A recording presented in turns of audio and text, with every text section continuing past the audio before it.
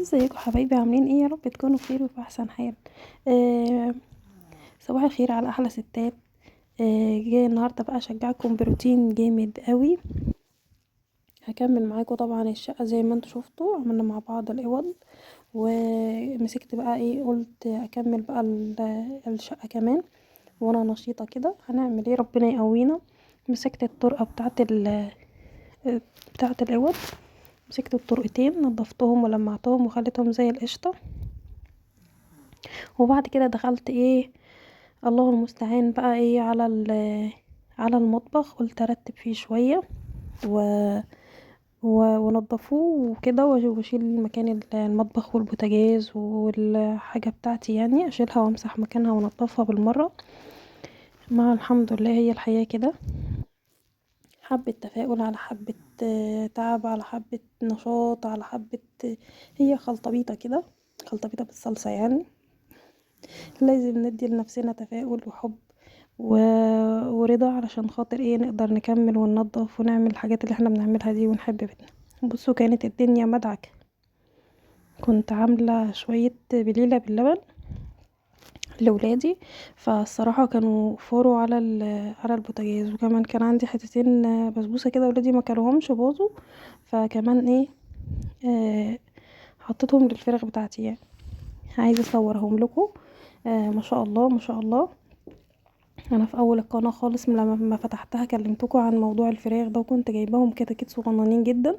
هبقى اعمل معاكم روتين عندهم ان شاء الله باذن الله، وانا بنضف المكان بتاعهم وبحط لهم الاكل وكده.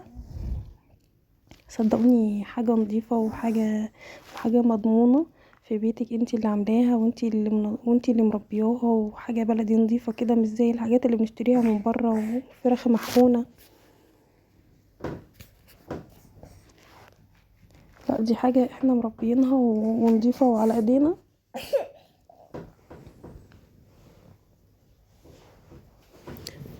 يعني نصيحة.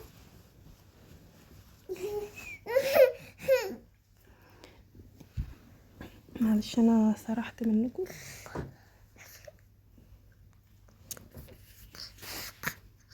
بسكت بنوتي بس الصغيرة، معلش انا اسفة.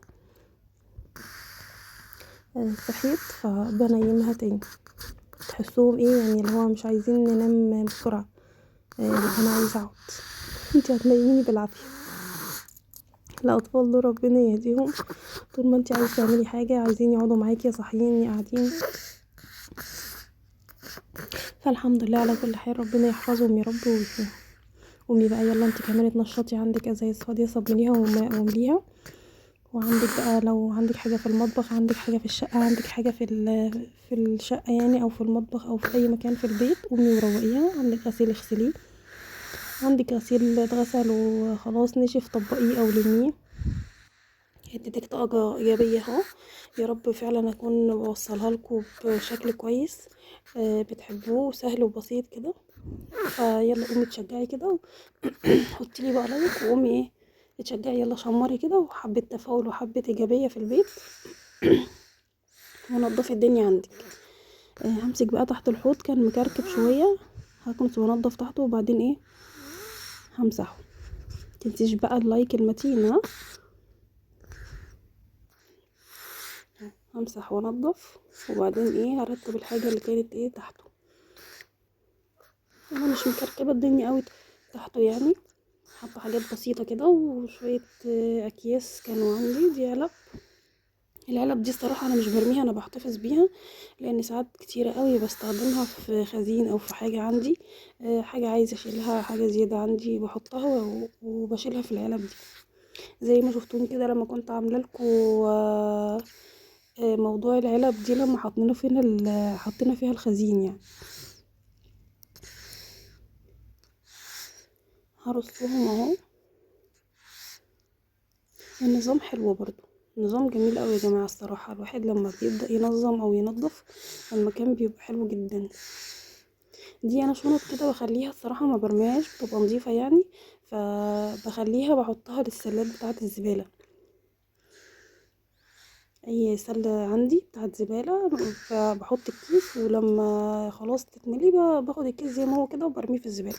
فبخليها يعني عندي الشنط دي بتنفعني. الدير ده يا جماعه انا زعلانه عليه جدا، كان نافعني جدا جدا جدا، كان جميل الصراحه. كان بيغنيني عن المية الساقعة وعن عن الأزايز عن في التلاجة. كل شوية الفتح والقفل في التلاجة الصراحة بتبوظ وبتتبهدل. ف الله المستعان، يعني ربنا يفرجها كده ان شاء الله بإذن الله واقدر اصلحه. الحمد لله على كل حال.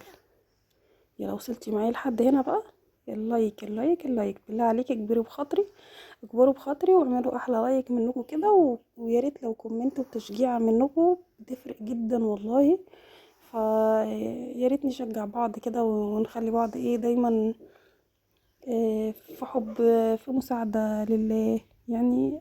اي حاجة لله بتبقى جميلة. جبر الخاطر حلو قوي، دايما بقولكوا كده في كل الفيديوهات. جبر الخواطر على الله، واللي بيجبر بخاطر حد ربنا اكيد بيجبر بخاطره في حياته يعني. انا كنت منضفة الصراحة غسالة الاطباق والتلاجة والحاجات دي قبل كده ومصبناها كلها. فهمسحهم بس مش هصبنهم ولا حاجة لان انا كنت منضفاهم. انا بعمل الكلام ده زي ما قلت لكم، بقسم الدنيا كده عندي علشان ايه؟ ما يبقاش الموضوع تقيل عليا، يعني ما يبقاش الموضوع مره واحده يتكربس عليكي تتعبي ما تقدريش تكملي اليوم بتاعك ولا تعملي اي حاجه مع اولادك.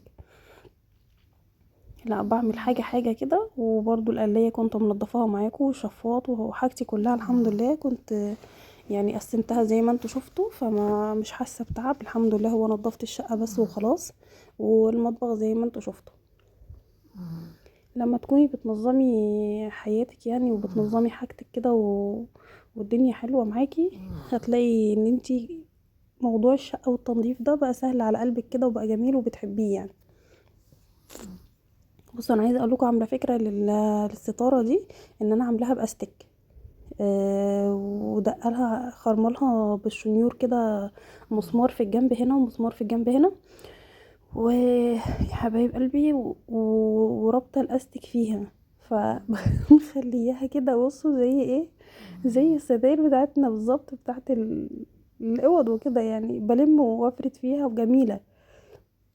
حتى لما باجي اغسلها بتبقى سهله قوي ان انا اشيلها واحطها، ما بزهقش بقى. عارفين انتوا انا جربت الامير وجربت الشمع وجربت كذا حاجه كده والدبل فيس، كل ده كان بيقع مني. لا اما يا اما يعني ايه، كان يا اما كان بيقع، يا اما لما كنت اجي عايزه اغسلها كنت بكسل جدا لان رخم وانتي بتحطيه، متعب شويه على ما بتلزق، ولما بتيجي تشيليها بيبقى مكانه معلم في الحوض، فالدنيا كانت بتبقى رخمه شويه. فاخترعت الصراحه موضوع ان انا اعملها بالاستيك ده، استك او حبل اي حاجه عندك، وتعمليها كده هتبقى سهله جدا جدا ومش بيبقى باين على فكره. وصلت لحد هنا بقى ايه، هنضف البوتاجاز. البوتاجاز برضو كنت منضفاه معاكم، فاكرين لما انفجر الحمد لله الازاز اتكسر؟ اللهم لك الحمد. الحمد لله اللي بتيجي لحد كده بتبقى ساعات بتفادي حاجه يا جماعه. الحاجات دي والله بتفادي البني ادم، بتفادي اولادك، بتفادي زوجك، بيتك. فالحمد لله دائما وابدا لازم نحمد ربنا على كل حال، على كل حال لازم نقول الحمد لله يا رب. فانا دايما والله بقول الحمد لله، يعني انا معرفش الخير فين، الله اعلم. انا ممكن ازعل على ازاز البوتاجاز ده، كان ممكن يبقى فيه ابتلاء اكتر منه. يعني دي حاجة بسيطة ممكن اعوضها، البوتاجاز كله اصلا ممكن اعوضه. يعني حتى لو مش هو نفس البوتاجاز او حاجة، يعني هجيب حاجة اقل مش مهم، المهم ان انتي هتعوضي الحاجة دي. انما البني ادم ما بيتعوضش ابدا، لا قدر الله ممكن كان حاجة حصلت لولادي، حاجة حصلت ليا. يعني الحمد لله حتى جوزي قال لي الحمد لله ان انتي ما حصلكيش حاجة، يا البوتاجاز مش مهم. ففعلا انا بحمد ربنا ان هي جت لحد كده، وان هي جت في البوتاجاز مش مهم. الحمد لله يا رب، الحمد لله. آه، كده نضفت البوتاجاز اهو، خليته قشطات عسلات بيلمع جميل. يعني عارفين انتوا الحاجة لما بتبقي بتغسليها كده وتشوفيها بتلمع قدامك، خلاص بتبقي في منتهى السعادة، تحسي براحة نفسية كده كل ما ايه البتاعه بتاعه الصابون دي كل ما احط فيها صابون بلاقيه بيقلب غامق كده وزي ما يكون بيبوظ، فشلتها الصراحه، غسلتها وشلتها. وبصوا العلبه دي بحطها فوق الحوض علشان اي بواقي بتنزل في الحوض بلبسها كيسه كده زي ما قلت لكم قبل كده، واي بواقي بتنزل في الحوض بطلعها كده ايه واحطها، اي بواقي اكل وانا بصبن برضو بحطها فيها. وبعد كده بمسك الكيس بلمه كله وبروح راميه ايه في الزباله.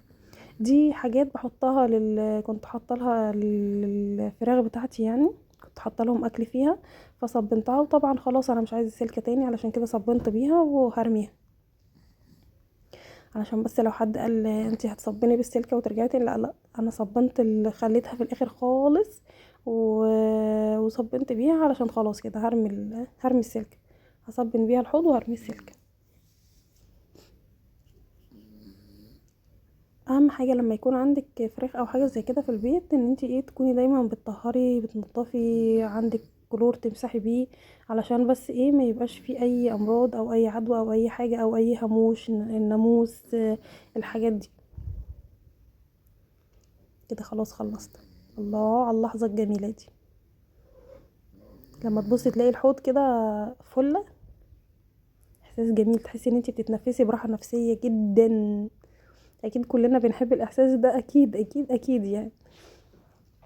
ما زلت بلاقي لحد دلوقتي ازاز متكسر، ومع ان دي يجي تالت مرة يعني اكنس وانضف بعد ما الازاز اتكسر. كده خلاص انا بدأت اللي هو ايه هشطب يعني. يلا قومي تشجعي بقى وصبيني حاجتك اللي وراكي ونضفي شقتك. انت لما تنضفي شقتك كده وتخليها فله وما يبقاش وراكي اي حاجه تحسي براحه نفسيه جميله والله العظيم. يعني انا ممكن ساعات ابقى مكسله ان انا اقوم وانشط نفسي كده اتفرج على اي حد او يعني استعين بالله كده واقوم، بلاقي نفسي في ثانيه بقوم كده واخلص، بحس بقى براحه نفسيه بعدها حتى لو تعبت شويه. بتقعدي بقى بعدها اللي هو ايه انتي مرتاحة ومفيش اي حاجة ومنضفة شقتك والدنيا زي الفل. حد بقى جالك فجأة، حد دخل عليكي فجأة، يبقى انتي ايه منضفة شقتك وزي القشطة. صلي على الحبيب عليه افضل الصلاة والسلام. لا اله الا انت سبحانك اني كنت من الظالمين. خلوا الادعية دي دايما دايما على لسانكم وانتوا قاعدين وانتوا نايمين وفي كل وقت، والله العظيم بتفرق جدا وربنا بيريح قلوبكم بيها وبيفرجها علينا كلنا يا رب، اللهم امين. بصوا مطلعه ايه يعني ما تفهموش هو بيجي منين البواقي اللي بنلاقيها تحت المطبخ تحت التلاجة. انا شلت التلاجة بس الصراحة يعني ما قدرتش، ناديت جوزي زقها لي كنست ومسحت تحتها ورجعتها تاني. انما الحاجات التانية كلها انا عملتها مع نفسي. فمش عارفة الحاجات اللي بتيجي تحت التلاجة وتحت الحاجات دي، بصوا يعني كمية زبالة مش عارفة جت منين والله العظيم. يعني مهما كنتي بتكنسي كل اسبوع كل شهر مش عارف ايه تلاقي فيه زبالة. كنت عايزة اغير شكل المطبخ، هغيره برضو بفكر له في فكرة ان انا اغير شكله يعني، بس رجعته تاني مكانه لان احترت وكنت خلاص تعبت بقى، فما كنتش عارفة اعمل ايه يعني، ارجعه مكانه ولا انظم الدنيا ازاي. فقلت لا هبقى افكر في فكرة كده او انتوا قولولي انظمه ازاي او ممكن اغير فيه ايه واغيره يعني. فساعتها ما كانش فيه حاجه في دماغي معينه فرجعته تاني مكانه كنسته ونضفت مكانه ورحت مرجعاه تاني.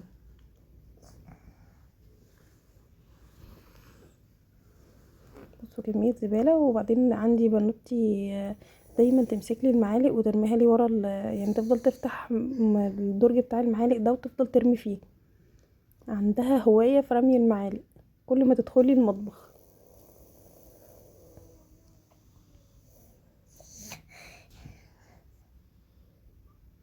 قومي بقى يلا يلا يلا يلا يلا يلا نشطي نشطي نشطي. قومي نضفي حاجتك واعملي اللي وراكي وربنا يفرح قلبكم يا رب. ولو وصلتوا معايا لحد هنا بقى لايكات وكومنت بالله عليكم تكبروا بخاطري فيه، ويا رب القناة تبقى كبيرة بيكم وتبقوا احلى عيلة ليا باذن الله، وربنا يوفقنا جميعا يا رب. ويا رب اكون اديتكم طاقة ايجابية النهاردة كده، واديتكم شوية حماس ان انتوا بأقل حاجة وبحاجة بسيطة ان انتوا تنظفوا وتعملوا حاجاتكم وترتبوها. مش لازم نقعد نعمل حاجات كتيرة وكبيرة، وبأبسط حاجة ممكن نخلي شقتنا او بيتنا جميل ونضيف وزي الفل وكله نعنشة كده وبيتنفس كده انتعاش. وربنا يفرح قلوبكم يا رب يا رب يا رب، كلكم بإذن الله تفرحوا، واشوفكم على خير.